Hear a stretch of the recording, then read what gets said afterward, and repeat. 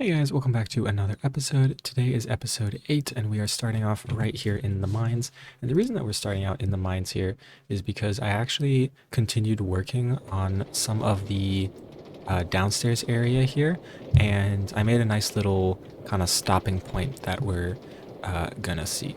But in other news, we just hit 500 subscribers, which is absolutely incredible. Thank you so much for everyone's support. I really do appreciate it. And if you guys enjoy this video or any of the future content, please consider joining us on our, I don't know, I guess road to 1,000 now is kind of what's in the future. But yeah, really do appreciate all of the support from you guys. And here's the little platform. It's incredibly simple, and I am going to add more to it in the future, but it's just kind of like a raised little platform here. There's not really anything underneath here, and then I made a little staircase down here so that we can get to the lower levels, because this way it goes to like the mine shaft and all that other stuff down there, which we're gonna explore a little bit later once I start running out of stuff that I need. But down here, I haven't really gone any further. We will go down to diamond level, but the main reason that I stopped was because I had an idea for something that I want to build. And what we're going to build is we're going to build, I think I marked it off right here is where we're going to do it, is we're going to build like a bubble column going up. And the reason, let me get rid of this guy here. He's trespassing on my property. The reason that we're going to do that is so that we can send items back up, and I'm going to link it into like a hopper chest system that will not sort things, but just bulk store it. So that way we can do our mining down here. Let me add some lighting here, actually. We can do our mining down here. We can send all the blocks that we get, like, back up through the elevator. I'll just probably have a chest on this side that we can dump everything in. That way we don't have to travel by minecart all the way back up, and it saves us a lot of time. But before I do that, I was testing it out, and one of the things I'm going to need is comparators, which is some weird redstone component, and honestly I have no idea what it does, but all I know is that I need it for one of the pieces. And the problem is I don't have any of those, and the thing that we need to get that, or one of the ingredients that I need to make that, is quartz, of which I also have none. The reason being because we haven't been to the Nether yet, so we're about to change that. I'm going to go over and build another portal, and I've already picked out a place. We're going to build it right over there in that little ditch area. I think right here is a perfect place. It's just next to our house, so there's a little bit of a mound here that we can make a path over with the coarse dirt.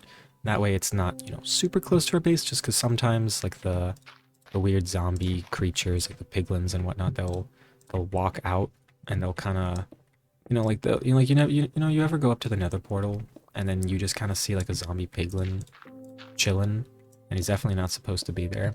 So I just don't really want that to happen. So I'm gonna build it a little bit further away. And I'm gonna build a 3x3 because why not? Symmetry never hurts. I like it. And then I'm going to put in some coarse dirt here for a path, but we'll do that a little bit later. It's not entirely necessary. I'm bringing some dirt and some cobblestone and just basic stuff, just in case we appear over like a lava field. Looks like we're fine, thankfully. There's lava there, but we are not above a lava lake, which would be, it would suck, because those are kind of the worst spawns that you can possibly get in the Nether. It looks like we're pretty safe in the surrounding area, I think. I mean, there's not really anything safe about the Nether, but... No, what are those noises? Something's nearby. Oh! Got a bit of a open area over here. Some magma cubes. Very nice, very nice. Hopefully there's some kind of Nether fortress nearby. I have no idea what's near here.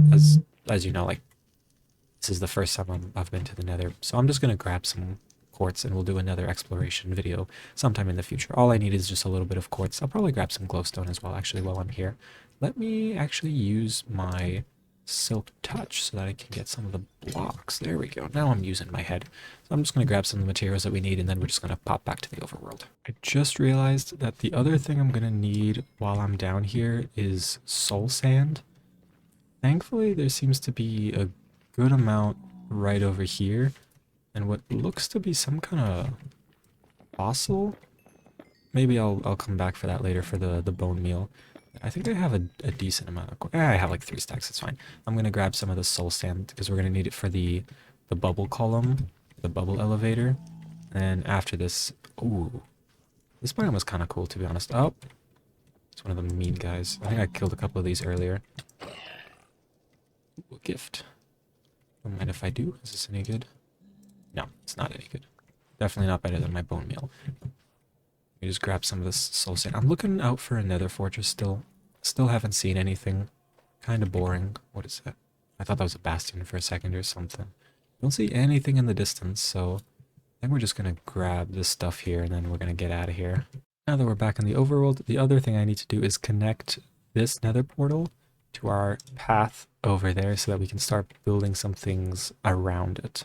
I really need to invest in mending or some form of villager trading because this pickaxe actually is going to break real soon and this shovel is not going to last much longer. Road is complete. Now we can start adding some bushes and fences and some more trees and probably some more little fields around the end, but that's something that we're going to do a little bit later. For now, I have all the components that I need. I have the one comparator that I'm going to need. I have a handful of hoppers, some redstone torches, which I may or may not need. I'm actually not sure. Redstone. I know I need the dropper. And the one other thing that I'm realizing that I don't have is kelp.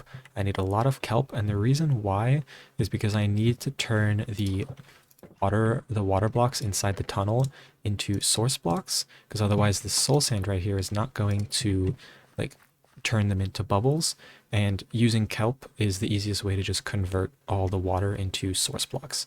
So thankfully we have a incredibly large body of water right over here. I can already see a incredibly dense kelp forest, so we're gonna go and we're just gonna steal a whole ton of that and repurpose it for something a little bit more useful.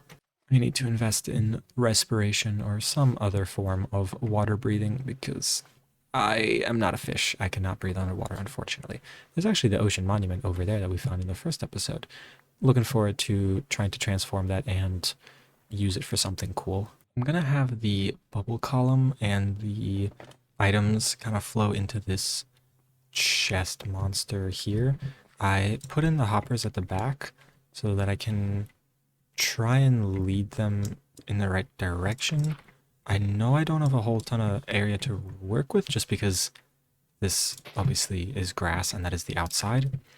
And I'm trying to remember actually how hoppers work. I think if I place them like this, I'm trying to figure out which one they'll end up in. I don't know if it's going to go... I actually don't know how these work. I'm going to have to double check on this. I think these should all end up there. Wait, some of them ended up there. Which means... Oh, my hopper's gone. That goes there. And if that flows into there... These... Okay. That's how that works, yeah. So now, the trick is to get the water stream all the way up here, which is going to be the trickier part. I'm going to have to try and line this up very carefully. This is the little pipe that we're going to have leading up. Now I just got to dig in the exact same place all the way up.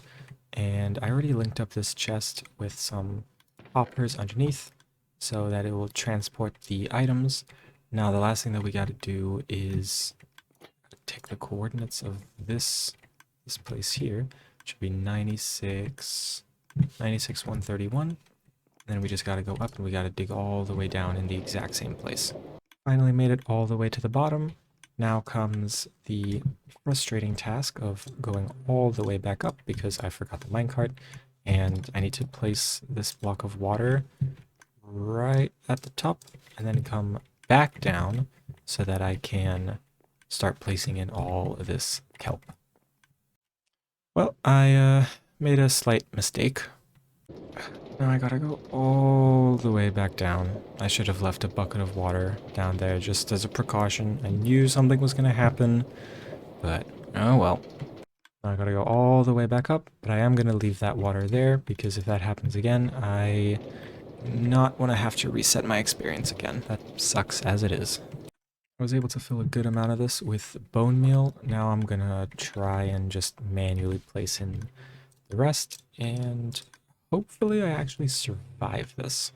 Had to take a little bit of a breather. Keep finding these little gaps, and this is going to be so much cleanup to do. Well, the bubble column works, and we are much closer to the surface than I thought we were. Alright, moment of truth. I fixed all the redstone, and I broke the kelp, so now if we put...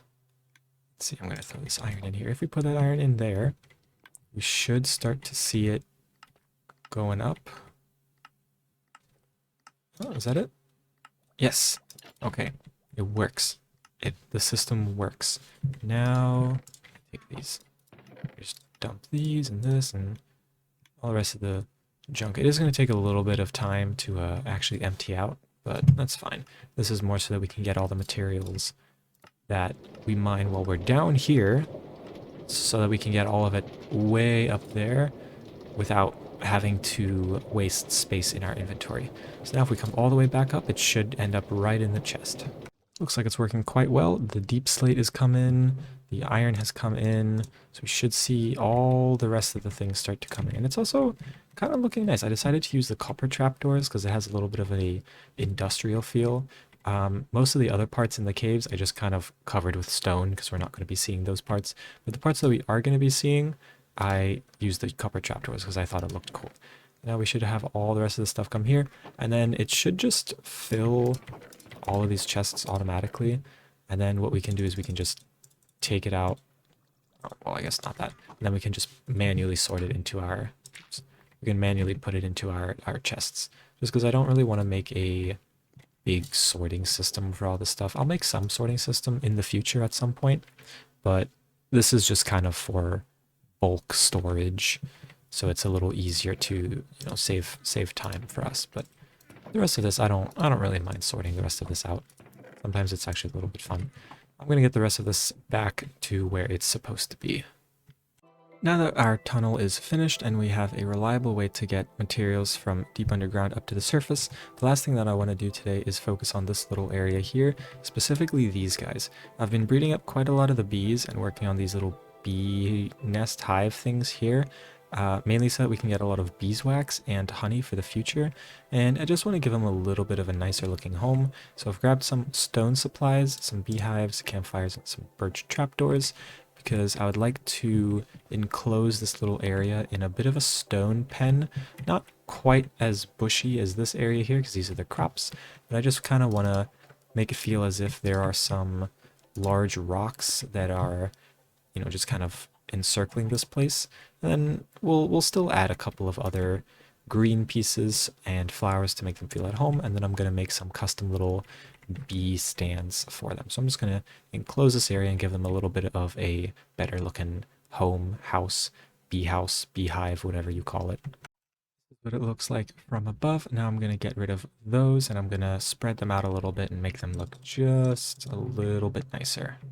We've added in the bee houses, and I'm going to try and find a way to stop the smoke from rising, just because it kind of clouds the area and I don't really like that. These are just here so that I can try and get the bees that are already in these beehives out and to join the rest of them. And then I'll continue to populate the area, and I'll grow some grass and I'll add some more flowers, and that way we can add to the bee population so we can get more of this good stuff, because I want to use it to make candles and I want to use it to, I guess, wax the copper that's already starting to oxidize very quickly, I might add. But that is something for a future endeavor and a future episode. And with that, I'm going to end it here. If you guys enjoyed today's episode, please consider leaving a like and subscribing and leaving a comment on what I should do next. And any advice and appreciation is greatly appreciated. But with that, I'm going to end it here, and I will see you guys in the next one.